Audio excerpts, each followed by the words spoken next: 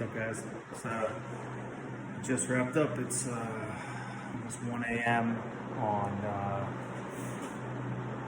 I guess, Tuesday now. I just wrapped up this Saab. This thing came to me from Maine. It's in terrible shape and super dull. I got tons of pictures from before. So, did a little paint correction work. Oops, just ran into my light.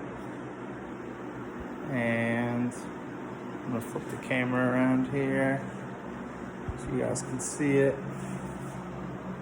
It's looking pretty good. Just a one step, a little coat of wax there.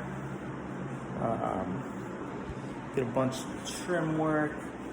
Did as much edge work as we had time for. There wasn't a lot of time for edge work on this particular job. It has to go for a headliner replacement next week. Or tomorrow, next week. That was last week. So we did the best we could with the few days we had. Got the paint cleaned up. Took quite a while to just decontaminate the paint, clean around all the trim. This car's been sitting for quite a few years in a barn in Maine, so it's very dirty. Engine bay was cleaned up a little bit as well. Yeah, I'm really looking forward to showing the customer tomorrow morning. See what he thinks.